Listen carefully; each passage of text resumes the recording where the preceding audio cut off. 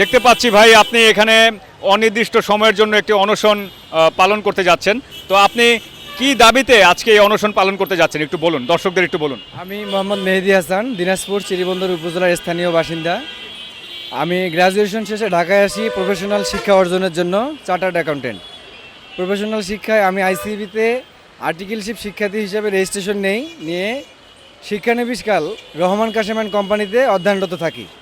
আমার certificate course 3 বছরের 3 মাস বাকি থাকার আগে আমাকে একটি শোকজ দেওয়া হয় অহেতুক, এবং সেই শোকজের ওপর ভিত্তি করেই সেই সাথে সার্টিফিকেট ইস্যুতে অস্বীকৃতি। ফার্ম ব্যবস্থাপনার উপরে আমার একটাই দাবি, আমার সার্টিফিকেট কোর্স যেন আমার ফিরে দেওয়া হয়।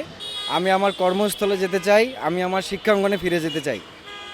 আপনার সার্টিফিকেট যে কোর্স, সেই কোর্সের নামটা একটু বলুন।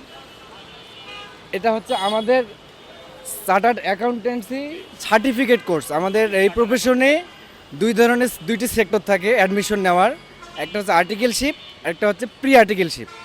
আমি হচ্ছে আর্টিকেলশিপ স্টুডেন্ট, যেখানে আমার বাস্তবায়িক কাজ আবশ্যক। আর প্রি আর্টিকেলশিপ যারা স্টাডি করেন ওনাদের বইয়ের জ্ঞান আবশ্যক। আমি যেহেতু আর্টিকেলশিপ স্টাডি হিসাবে 3 বছর আমার শেষ, আমার সার্টিফিকেট কোর্স শেষ হওয়ার পরেও আমাকে সনদ দেওয়া হচ্ছে না। আচ্ছা, আপনার ইনস্টিটিউটের নাম কি? আমার institute Rahman Kashem and company, এবং মাদার ইনস্টিটিউট হচ্ছে the institute of chartered accountant of Bangladesh. আপনার ইনস্টিটিউটটি কোন জায়গায় অবস্থিত? কারণ বাজার প্রথম আলোর পাশেই সিএ ভবন। সিএ ভবনে। জি আচ্ছা, তাহলে আপনার যে এই যে কোর্স সার্টিফিকেট সেটা জি। কেন দিচ্ছে না? এখানে আমাকে একবার বলা হলো যে এখানে সিএ ছাত্র পরিষদের অদৃশ্য ভূমিকা আছে আমার রেজিস্ট্রেশন ক্যান্সেল এবং সার্টিফিকেট না পাওয়ার জন্য। আমি আসলে তা বিশ্বাস করিনি, কারণ ছাত্র পরিষদ ছাত্রদের কল্যাণে, কখনো ছাত্র নিধনে না। তারপরেও আমি ছাত্র পরিষদ আবেদন দেই, তো আমার আবেদনের প্রেক্ষিতে ছাত্র পরিষদ কিন্তু সুপারিশ করছে আমাকে সার্টিফিকেট প্রদানের জন্য। তারপরেও আমার সিএ ফার্ম, এই সিএ ফার্মের ব্যবস্থাপনা আমাকে সার্টিফিকেট প্রদান করতেছেন না। আমার আইসিবি পর্যন্ত আমার সার্টিফিকেট ইস্যুতে সুপারিশ করছে, কিন্তু ফার্ম তার একক কর্তৃত্ব বজায় রাখার কারণে আমি আজকে রাজপথে। আচ্ছা, আপনারা তো স্টুডেন্ট, সার্টিফিকেট পাওয়া আপনাদের অধিকার। জি, তাহলে সার্টিফিকেট দিচ্ছে না, কোন কারণবশত দিচ্ছে না সেই ব্যাপারে এখানে অবহিত আছেন? আমি আসলে ঢাকা কমিটির ছাত্র পরিষদের চেয়ারম্যান ছিলাম বিগত সময়ে।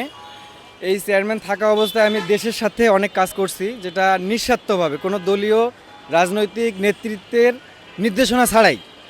এই আমার দেশ সংস্কারের অংশগ্রহণমূলক কাজে অনেক সময় আমি বিভিন্নভাবে বাধা পাই, এমনকি ব্যক্তিকেন্দ্রিক আমাকে কঠিনভাবে হুমকিও দেওয়া হয়। আমি মনে করতেছি এই অপশক্তিগুলাই আমার আজকে এই ক্ষতির কারণ হয়ে দাঁড়িয়েছে। এই যে আপনি যে এখানে অনশন করতেছেন অনির্দিষ্টকালের জন্য, কোনো কর্তৃপক্ষ কি এ পর্যন্ত আপনার এই অনশনের দৃষ্টি আকর্ষণ করেছে? আমি বিগত 2 সপ্তাহ ধরে কারণবাজার পুলিশ চত্বরে অনশন পালন করে আসছিলাম। আমি আমার সংশ্লিষ্ট প্রতিষ্ঠান কেন্দ্রিক কোনো জায়গায় কোনো বিচার পাইনি। বিচার না পেয়ে আমি প্রধানমন্ত্রী বরাবর 7টা দপ্তরকে অনুলিপি সাপেক্ষে ডাকযোগে আবেদনপত্র প্রেরণ করি।